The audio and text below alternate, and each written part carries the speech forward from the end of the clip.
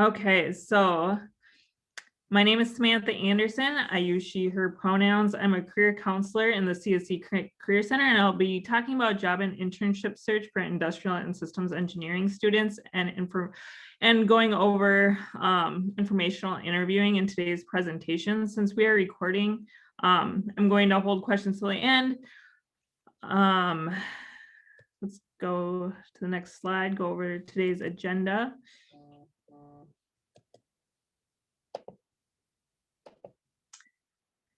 First, I'll go over how to find job and internship postings. Then I'll show you how to search for positions using the filters in Gold Pass powered by Handshake. We'll briefly go over job posting numbers in Gold Pass this year and show you the 2020 career outcome data.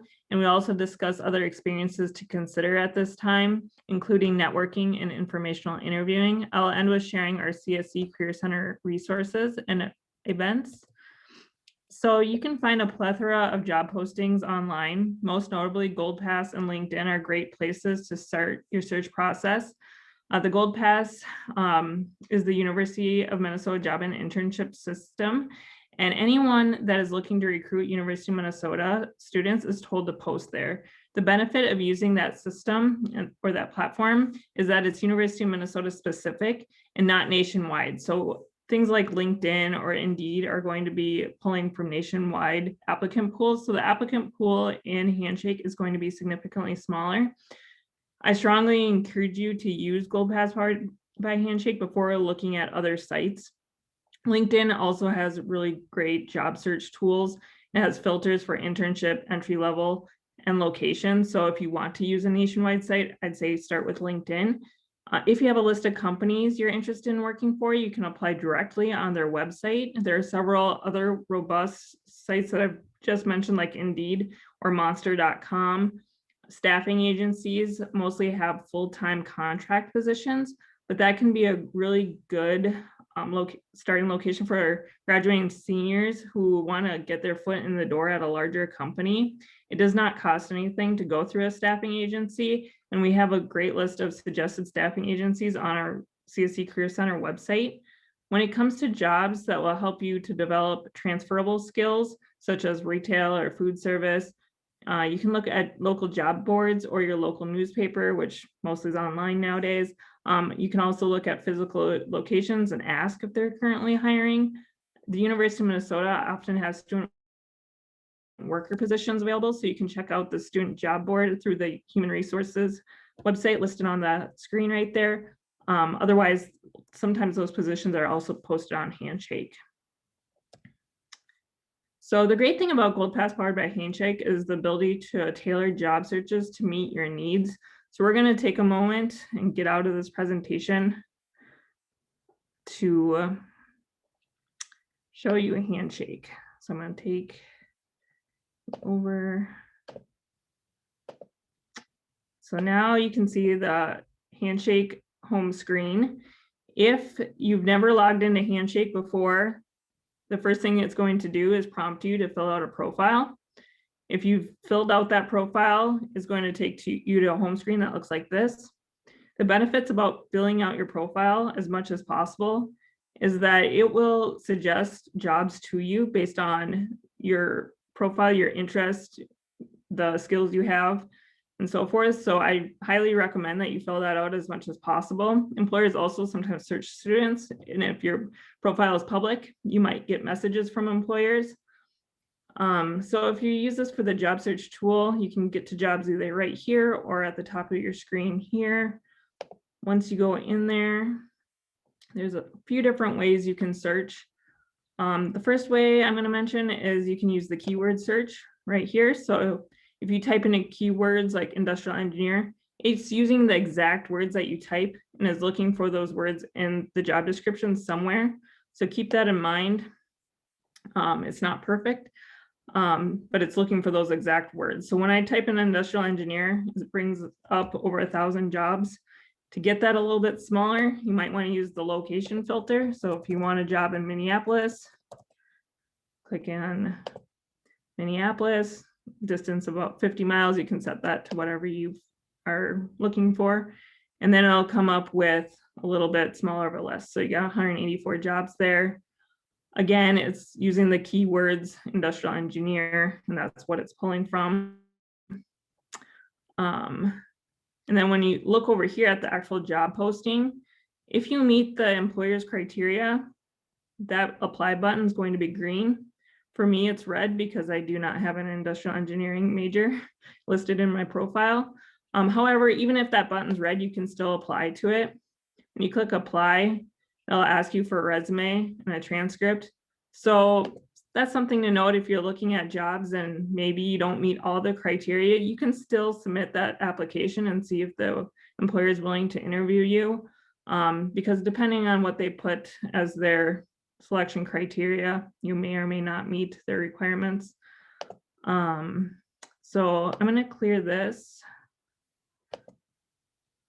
and clear the keyword search. So I want to also show you the filter because these are a little bit different. So the filters, they go by job type, job role, industry, employers, major, employer references, work authorization. So say you're looking for an internship, I would click on internship. And then a good one to go by is probably major. So something to note in the system is industrial engineering and industrial systems engineering. You could filter by either of those. Because Handshake is used at other universities, it's not specific to our majors necessarily. So that's why we have both of them in there. Depending on the employer, they may have listed it as either. So just something you might want to try both ways when you're searching. I'm going to select industrial systems engineering just for the sake of this. So right now I have internship, industrial systems engineering, show results. Again, I found quite a bit of them. When you start looking, you'll notice that sometimes the job isn't necessarily what you'd be looking for. So like entry-level accountant, I don't want that as an industrial engineer. The reason it's showing up is not because the filter is bad, it's because when an employer posts a job, they have to list what they're looking for, and sometimes they'll put any major, and so that's why it's showing up. So just keep that in mind too. You may have to still do a little bit of your own digging, but these filters are pretty good, and I'd have several saved searches so that you can kind of shift through them. But here, I'll go in here and show you a little bit more. So say I want it to be more specific. I know I want to work in the automotive industry. So I'll click on automotive. Maybe I know it's even more specific than that, and I want to work for Tesla. So I'll put Tesla and then show results. Right now it came up with 50 jobs or internships at Tesla. Maybe I want to save this search so that I'm notified. You can do that by over here. There'll be a little box that'll say save this search, and you'll put click on that. Because I've saved this before, right before this presentation, it's not coming up. So I'm going to do something a little different. Let's say instead I want General Motors. Search that. So now it's coming up, save this search. So I'll save it. That's all you need to do. And now it's going to notify you whenever there's something new that pops up with that search criteria. You can edit the way you're notified. So if you go to edit notifications, you can title this. So maybe I'll title it Internships, General Motors, and Tesla. And then I can get notified either by email, an app, or push on my mobile device if you have that in your settings. And then I can either receive it daily if there's something posted, or weekly. So that's up to you. Then you click save. Then you know that if anything that meets that criteria gets posted, that you get notified. So I highly recommend that. You can have as many saved searches as you want. So that is something that I would do because we continually have things being posted every single day.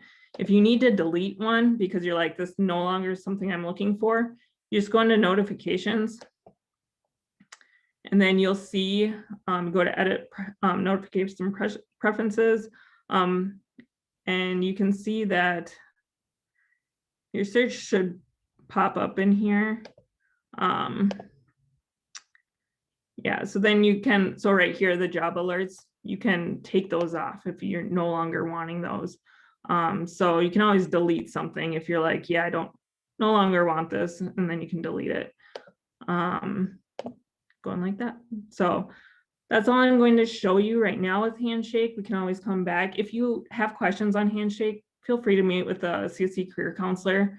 We can dive into this with you individually if there's something specific you're looking for or something you need, but there's lots of jobs posted here, so I definitely recommend that you use it, since people posting on this site are looking for current graduates or current students. So again, I'm going to go back into my presentation.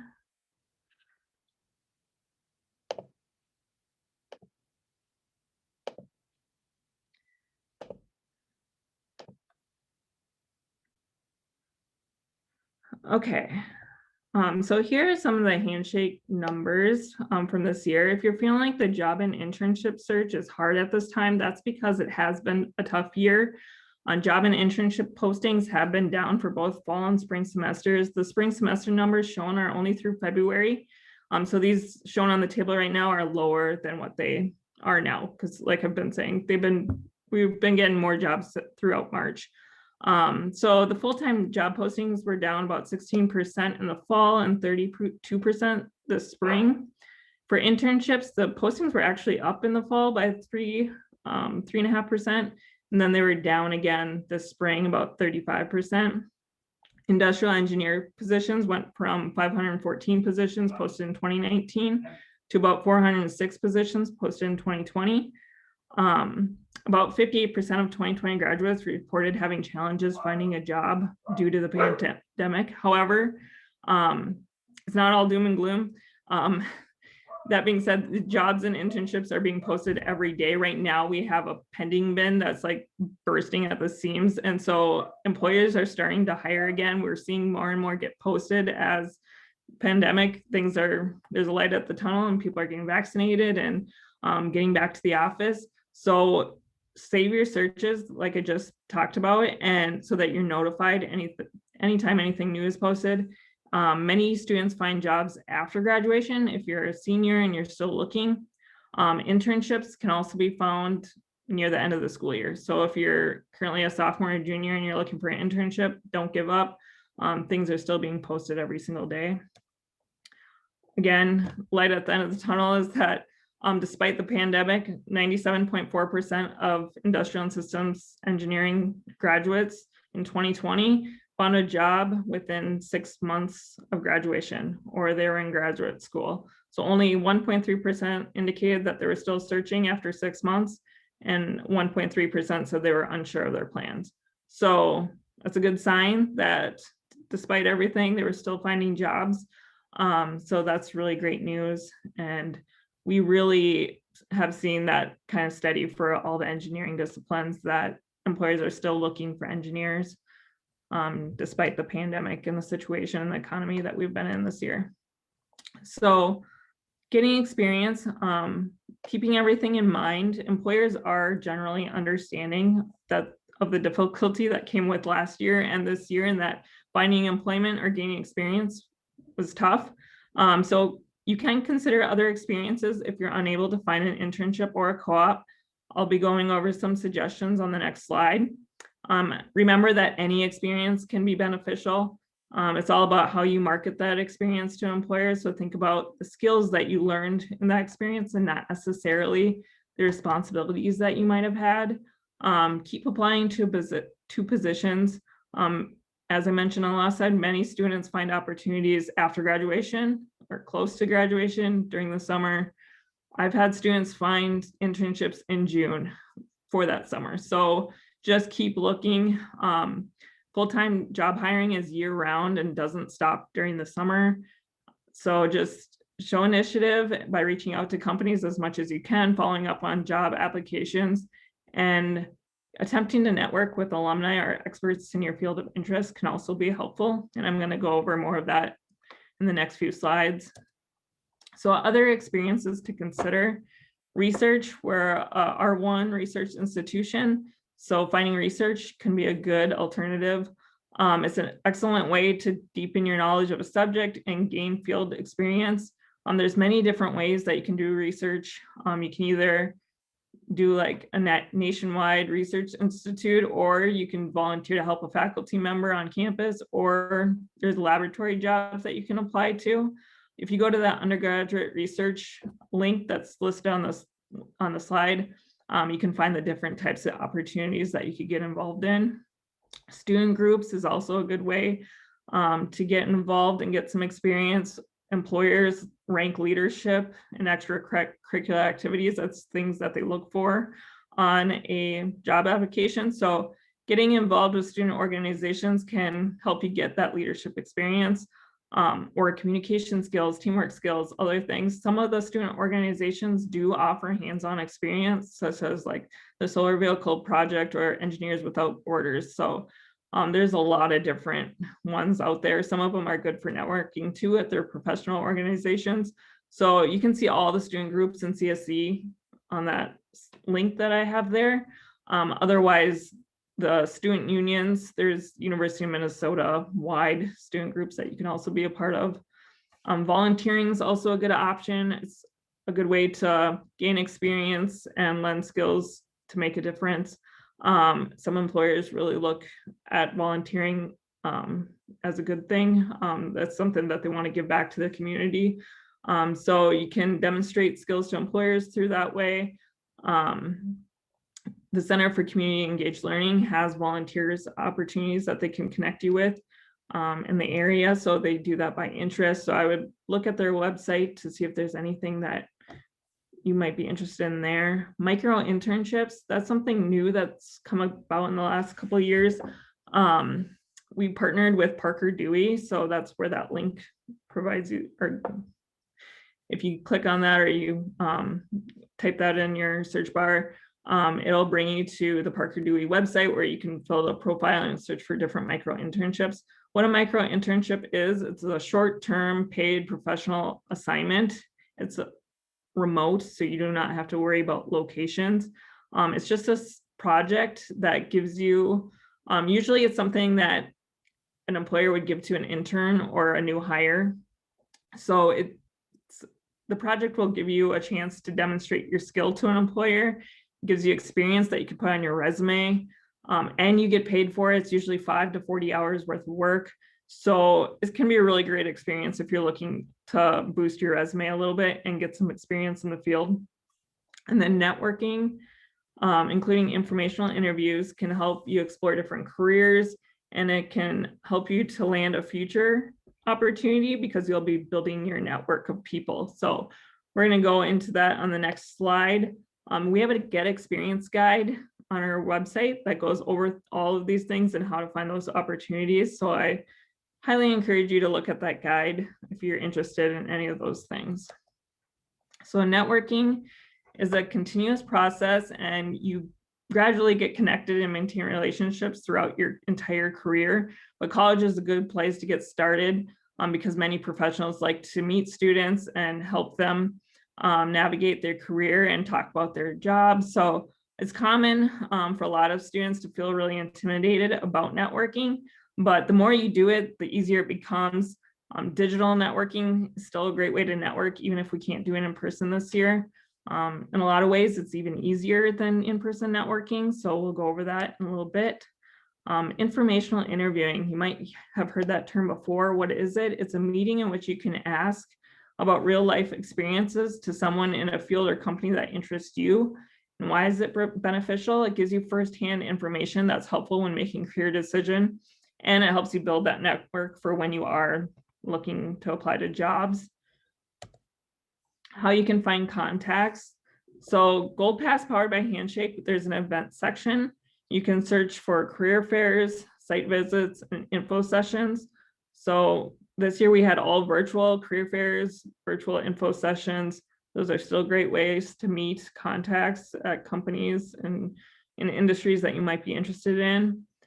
There's also employer and student tabs in Gold Pass, so that they're basically directories. The employer one, every company in Gold Pass has a profile where they may list contacts that you can reach out to. There's also a student tabs where you can network with people at your university that have maybe had internships that you might be interested in. So that could be a good way to network with students. And of course, on that last bullet point there, network with people you already know. So faculty, family, friends, student group, peers, upperclassmen, they're all going to get jobs before you do. So those are good people to reach out to too, to ask about their experience and what they've done. The Maroon and Gold Network is a networking platform that the university uses. It only has alumni and friends of the university on it. So anyone that's on that platform has indicated that they're interested in connecting with students. So it can be a really good tool to use. There's filters in that platform that allow you to search by major, degree type, industry, location, and even help topic. So I highly recommend that you get on there if you're interested in networking, because these are people that, again, they said that they're interested in networking with students, so they're here to help. A lot of them listed what kind of help topics they can help with. And there's a way to actually contact them virtually and ask for a virtual one-on-one, so that you can do through Zoom. So it's a pretty good platform then that's already set up for doing informational interviewing. Another good platform is LinkedIn. So it's a professional networking platform that has university pages, and at every university page has an alumni button. So if you go to that and you click on alumni, you can search for alumni based on their work, where they live, what company they work for, their degree title. There's a lot of different filters. And so that's also a really good way, because a lot of people use LinkedIn. So that's a good way to find contacts, and you can reach out through there and ask for an informational interview. I would say sometimes not as many people respond through LinkedIn as the Maroon and Gold Network, because people on LinkedIn might be using it for different things. They might not be wanting to do informational interviews, or they might just not use the platform as much. So just keep that in mind, and don't be discouraged if you don't hear back from people using LinkedIn, but it's always worth trying. And there's a lot of good resources on that site. So I encourage you to create a free profile to see what it's all about for your job search and for networking. And some next steps would be to contact the people you're interested in doing meetings with and asking if they're willing to do an informational interview. Right now, that's probably by Zoom or a phone call. But once you can go on sites again, you could always ask if you could do one at the company or do like a shadowing experience. Before your interview, do some research, go to the company website, make sure you at least have a basic understanding of what that company does, and be prepared with questions. So we have a list of questions that you can use in our major and career exploration guide, so you can check that out too. But basically, since you asked for the interview, you want to make sure that you're prepared to lead that conversation with them, and then also have your resume ready. So if they do ask to see your resume, or they have opportunities available and they want to take a look, you have that with you. You could also use it to ask them like what they suggest you do to maybe make sure that you're more qualified when you are looking for an opportunity, what you can do to maybe get an interview. So you can ask them for advice as well, and then follow up with a thank you email. So no matter what, even if that conversation doesn't go the way you wanted, or maybe it does and you get some type of opportunity out of it, you still want to send a follow-up thank you email for their time. And basically, it's just good manners. So, and then the CSU Career Center services. So we have career fairs each fall and spring. You probably already knew about those, but then we're also doing a Big Ten virtual fair on April 20th. So that's going to be through Handshake. So you might want to check that out if you're still looking for an internship. There's not too many companies signed up for that fair as of right now, unfortunately, but hopefully there'll still be more in the upcoming weeks. Still worth checking out. And then there's going to be an entry-level job fair on June 9th that is for full-time jobs. So it's going to be anyone in the class of 2021 or in the class of 2020 that's still searching. That job fair is for you. So we will be opening that registration on May 1st. And yeah, I mean, this is the first year that we're going to do that for students, and that's because we're seeing a lot of jobs opening up later in the year than they typically have in other years. We also offer workshops. Those are usually around the career fair, and then also resume marathon and practice interview days. Those are events where we bring in employers to do practice interviews and resumes with reviews with you. And that's usually around the career fair as well. So we'll do those in September and February. Career counseling appointments, those are 30 minutes. You can schedule them online through our website, just a one-on-one appointment with a career counselor. And then drop-in counseling, those are about for quick questions. Those are about 10 minutes. So they're first come, first served. Right now they're virtual from 2 to 4 every single day, Monday through Friday. You could get a peer in those. So just be aware that there's career counselors and peer assistants in those drop-ins. But no matter who you get, they all have good information. And then the career guides and videos we have on our website. If you just go to that link there, you'll see that we have different guides available. So you can find a lot of job information right there on our website. And then we have YouTube videos of different workshops that we hosted. So those workshops I mentioned, they're all on our YouTube channel. So that might be something, if you didn't get a chance to go earlier in the year, you can still check those out. So any questions? I went through a lot in about 30 minutes. So any questions any of you have?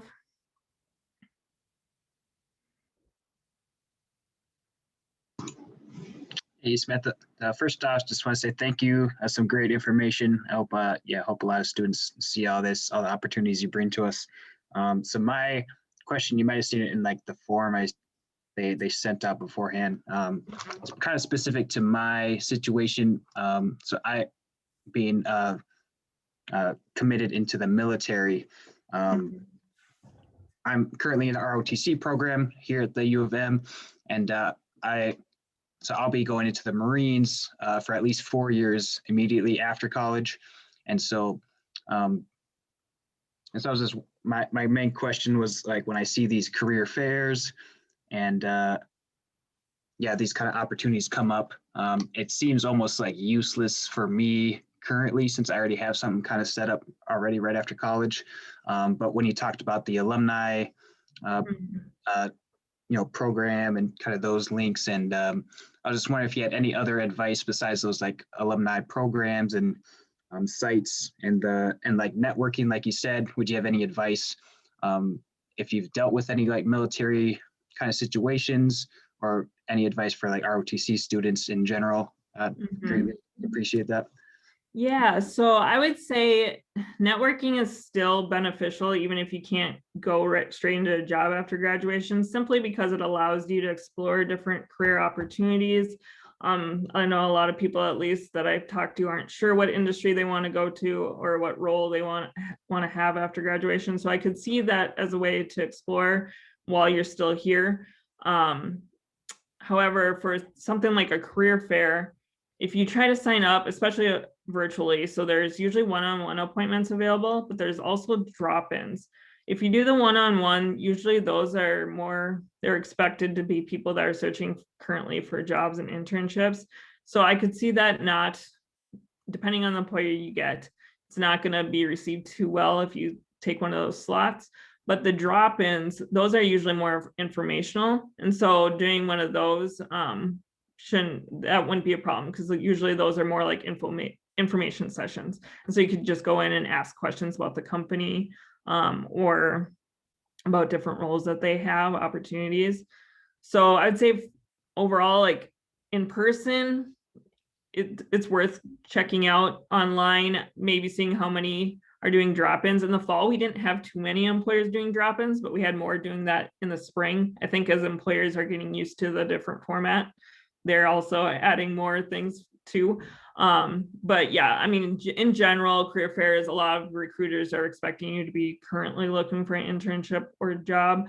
But if they do have like an information room, or they offer an information session before or after the career fair, those would be something I would still recommend that you do, because then you can still explore different options. It's also good, I mean, sometimes building your network right now, so that when you're job searching in 4 years, that can can also still be a good thing. Don't expect them to remember you unless you somehow keep that relationship going though. So either add them on LinkedIn, or if it's someone you met with, you could always do a check-in through email or something like that, just to kind of keep that relationship going. But otherwise, I see a lot of turnover kind of. So like the fact, like if you're trying to meet someone in a specific company right now and you hope that that's going to lead you somewhere in 4 years, it may or may not. So I would use it more as exploration, unless you can keep them as contacts on LinkedIn or something. I think alumni are usually looking to help each other out. And so I think networking with alumni is always a good thing to do. You can always do it when you get back too. I mean, all the alumni things are still available. So our career center only helps you up to about a year out after graduation. But there is someone in the Alumni Association that does career services. Mostly it's workshops and things like that that you can do, but you still have access to career fairs. You can still, I don't think you can, some events you may or may not be able to do as an alum, but you can always reach out to us, and depending on your situation, we may be more open to working with you. The reasoning behind it is usually because you're not looking for entry-level jobs, but in your case, you might be. So we might be more open for you to come and use our services. Yeah, it's really good. Thank you for that. Mhm. Definitely something to look into. And yeah, my next question is going to be like, is there anything that won't be available or that I could take advantage now while I'm in college that won't be available, 4 years down? And like, yeah, like you said, with that kind of those entry level resources. So that's good. Yeah, so you will always have access to Gold Pass powered by Handshake, no matter how many years after graduation. The big thing that you lose is being able to talk to a career counselor. So that would be the thing. And again, if you reach out to us, we may, in your case, allow you to. It's just that with 3 counselors, we can't offer services to all alumni. And so usually that's why. But yeah, I would say so. Probably be getting someone to look over your resume and stuff now, just so that usually once you have a resume, it's just making edits and so that you're ready to go. But I would still kind of explore while you're in college, because a lot of times you don't get the opportunity to do those things once you're an alum. So career fairs, usually they're good for 3 years out when you get back. So I don't know whether or not they'll allow you to do it. That would be something you'd have to reach out to us and see if that's something we'll allow. If it's a virtual platform, like I said, you always have access to Handshake, so you might be able to. But if it's in person, that would be something you'd have to check before just coming. Perfect. Thank you very much. Yeah. So I saw some questions go up in the chat. So someone asked if I recommend still using Handshake, and I say yes. So even though job postings were down this year, that's still going to be your best bet for any internships being posted. Employers looking for U of M students, again, we always tell them to use Handshake, so that's where they're going to be posting. It's still a smaller applicant pool than everywhere else, and we're getting new jobs every day, so there's still things being posted, so definitely still check that out first. As a senior without job experience, this is the next question I got. Should you apply to internships or full-time jobs? So that I would talk to a career counselor, because with everybody, it's a different answer. And so there's not really a blanket way to answer that question. However, some employers are open to hiring graduating seniors with for internships, and some are not. So it's also going to depend on the employer whether or not they're even going to allow you to apply to an internship. Generally speaking, as a graduating senior, you should be applying to full-time jobs, but sometimes there are internships available to you. And so if you felt like you didn't really get that internship experience because of the pandemic, you could still apply to internships. Micro internships might be a good way to bridge that gap too. So I mentioned those earlier. They're just those remote projects that are about 40 hours that you could start to get those things on your resume to show that you have some experience. You can always add class projects to your resume to get some engineering type experience on your resume as well. Again, because of the pandemic, a lot of employers are going to realize there's a good amount of students that didn't get to do an internship last summer. And so they know that, they're aware of it. So that's something too that might be working in your favor, that this was a global pandemic and not something specific to you. But yeah, I would say come into the Career Center and talk to us if you're having struggles finding something. Going through a staffing agency might be a good way for you to get your first job as well, because those are contract positions. A lot of times staffing agencies will help place you into a company for a contract, which is 9 to 12 months. After those 9 to 12 months, you're either job searching again, or sometimes that company will hire you on permanently. And so that's a good way too, if you don't have any experience yet, to get started and get your foot in the door somewhere. Any other questions at this time? Otherwise, I always encourage you just to make an appointment, because one-on-one we can talk specifically about your situation and what you're going through. Sam, there was one more question in the chat. They're asking, how would you advise managing internship and job interviews and offers at the same time? Yeah, so that's kind of something based on your own experience, and not, again, I can't really do a blanket answer to that question, because you're always going to be applying to more than jobs at the same time, and you have interviews coming on in at different times. You can ask an employer for extension on their deadline. So say you have an interview coming up next week, but you also need to let the company know about their offer. But sometimes the employer is not willing to. And so at that time, then you have to kind of make the decision whether or not you want to risk it or accept the offer. And so there's a lot of different scenarios that are at play there. It's a common one that we have all the time in the Career Center. So come talk to us about it. There's ways to kind of think about it, think it through and what you want to do. Most employers should be giving you 2 weeks to decide. If they don't, we do have a policy at the University of Minnesota that tells them that they should be giving you at least 2 weeks. So you could always show them that policy. But yeah, is there any more specific to that question that you want me to try to answer now? Otherwise, like I said, it's kind of a case-by-case basis. So depending on what you're looking for, we can either help you to how to ask an employer for extended time, or how to go back to other companies and ask if they can try to hurry along their interview process so that you can get through sooner. It may or may not work. Sometimes you have to either make that decision before you know what the other company is thinking. It all depends on the companies and where they're at in the interview process.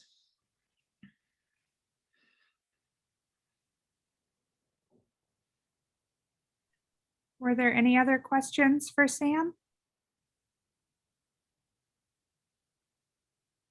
All right. Well, thank you, Sam, for coming and sharing some more specific information about ISyE and career services searching. I am going to end the recording and stay on the meeting for just a few more minutes.